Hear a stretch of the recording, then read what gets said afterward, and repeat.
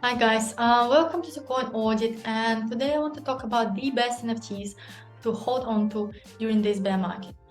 And actually not just during this bear market, but these are like the best NFTs, or you can even think of them as the dream NFTs that you can hold in general. So let's start by talking about NFTs. So when I look at NFTs, I think of NFTs as digital art that holds a specific value, and this value can depend on different things, on things like the history of it, the community, the founders or the company behind it, and of course there are going to be a lot of other factors, but these are the key ones as of now. Probably in the future there are going to be other ones like utility going to be playing a huge role in it, but this is where we are at now.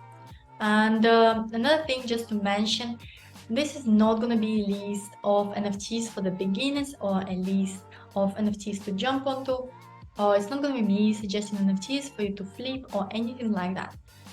These are the best, the most exclusive NFTs out there that I can think of, because these NFTs, they are the biggest, they are the most famous ones, they are the most significant ones, and I would even call them the legendary ones.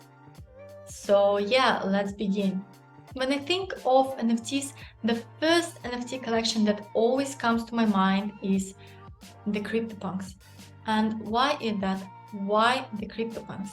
Well, the CryptoPunks, they've started it all. That is where it all has begun. This NFT era that we know of, that we are experiencing today, that is when it started. And yeah, even though technically CryptoPunks, they weren't the first ever NFT collection, but it was the first ever NFT collection that had an actual impact. And as we know, CryptoPunks, they've emerged back in 2017, which is a really long time in terms of NFTs and cryptocurrencies actually. Originally, they were free to mint for anyone who was just willing to pay their gas fees. And what else was interesting is that initially it was an experiment, and the founder thought that maybe they were onto a video game or something like that.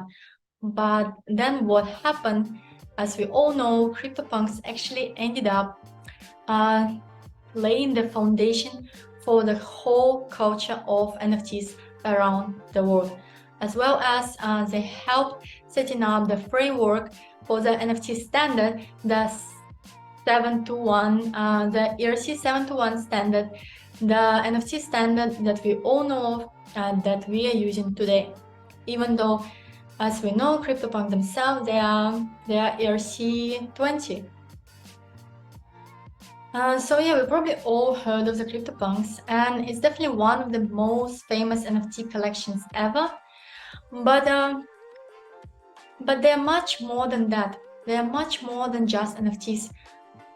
First of all, they have this huge historical significance, what we already mentioned, and you can think of CryptoPunk as an artifact of the NFT history. And another thing, for their holders, they're much more than that. For their holders, they often say that they're like a part of their whole identity. And as we know, they're also a status symbol, and of course they're also a gateway into the punk community. And although recently there was this huge drama around the founders, around the company behind CryptoPunks, and last year CryptoPunks were eventually sold to the YUGA Labs, which again was this huge controversial topic among the holders of the CryptoPunks. They were talking about how the founder has abandoned the project, and how he has sold it to the competition and everything like that. But if you ask me, to be honest, I think that even though Matt, the founder, he has abandoned the project, and he has sold it to the competition, which I assume initially was a competition. It is not anymore, but yeah, initially it was. He did it, but I still think that CryptoPunks are definitely stronger than ever, and they will be just getting stronger. And why do I think so? Well, if you look at the holders of the CryptoPunks, and it's different from the holders of any other projects, it's different from the holders of BAYC. The holders of CryptoPunks, actually, they're not expecting anything from the founders. They are not expecting any airdrops, any events. They're not expecting any benefits. They're holding it only simply because of its history, because of its rarity, because of its exclusivity, and because of the value they perceive in just simply holding it. And speaking about the holders, for the holders, one of the bad things about owning a CryptoPunk is 0% fees. What does that mean? That means that you don't have to deal with the OpenSea or any other marketplace. You don't have to pay any creator fees. You don't have to pay any platform fees. And if, let's say, you buy one for $100,000, it's just worth $100,000. And let's take a bigger transaction. Let's say someone bought it for $1 million. They wouldn't have to pay like, well, it would be like $50,000-$70,000 in fees. And in case they want to sell it, it would come in really handy. So yeah, now let's move on to the market situation and the floor price. And as you all know, in the past few months, it's been a real bloodbath in this bear market. And even though during this bear market, the price of the CryptoPunks, it's never fallen below 45 Ethereum. Just to note, it was also during all this FUD with selling to the YUGA Labs. Also considering that 99% of NFTs, they've fallen down like 80-90% or even like 99%. But at the same time, punks, they've done really great. They've held their value. They're still like 60-65 Ethereum now, and they have been trading there forever. This is considering that the CryptoPunks have absolutely no ecosystem around them. This makes them really unique. It makes them completely different from any other NFT collections, even talking about the BAYC, and we'll speak about it later as well. Like, this makes them completely different. They never need to be managed. They don't need to be maintained. They don't need any marketing because CryptoPunks, they've already cemented their place in history. What is the one of the biggest aspects that actually shows the value of an NFT collection? Well, it's the holders. And CryptoPunks are held by the most influential and the most OG members of the crypto world that you can think of. And me personally, if I wanted to make an investment right now into a blue chip that I think would be holding its value for like the next few years, for the next 10 years, or even for the next like 100 years, I would 100% go with the CryptoPunks. And speaking of which, it is not just me. Coinbase founder Brian Armstrong, for example, he holds the CryptoPunk number 669, and there are a lot of other tech founders and members of the crypto world, and but besides them, there are so many hedge funds, VCs, and just influential people like Jordan Belfort, Mark Cuban, then Brazilian, Gary Vee. Gary Vee has like 59 of them, and Mr. Beast, and then there are a lot of celebs that are holding it as well. But what's even more significant, that among all these people, there are still these OG holders that have been holding it forever, and not just holding it, they've also been in crypto since the very beginning, and they understand crypto and they trust in crypto, they believe in it. And these people, they haven't been seen selling it. And you never see any advertisement of it, you never see anyone promoting it.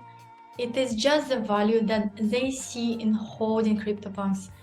Like, there are also no recent airdrops, there were no new collection in order to attract members, there were nothing.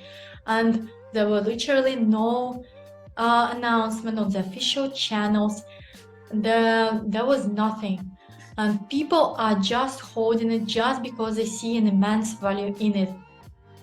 And it's probably the only NFT collection at the moment that I know of that you even might be able to pass it on to the next generations. Because of all that, that's why it's actually referred to as the Bitcoin of NFTs. And yeah, after all, again, this is my favorite NFT, and I will say it again in a few years, and a few years after that, hopefully. And now the next one is the BAYC. And holding a BAYC would be my second choice. Well, if I had to only choose one of them, of course, otherwise I would get both. And speaking of the BAYC, there was a lot of action in the past few years. There were a lot of airdrops, only airdrops. They accounted for like $500,000, I think. And there were tons of private events and meetups, campaigns, and partnerships, collaborations with like Adidas and Gucci and a lot of other things. And they've also released this ERC20 token, the Ape coin. They've released the Land collection. They've announced the Metaverse video game, which we all seen the video of, and it looks pretty cool.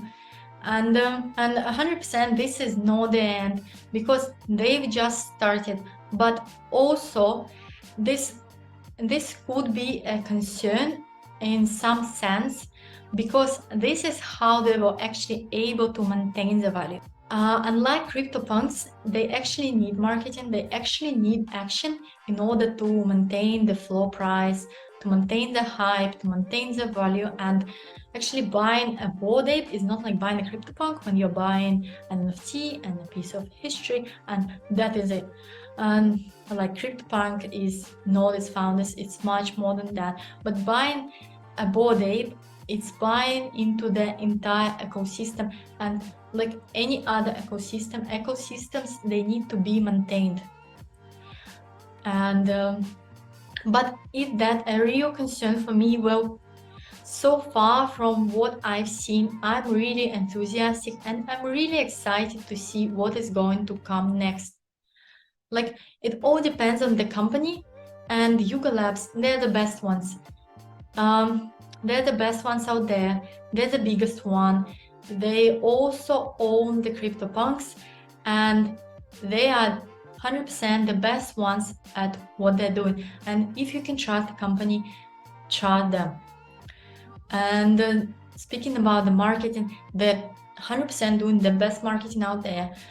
And that's why holding a BAYC is prestigious. It's again a status symbol, and the fan base is like super strong.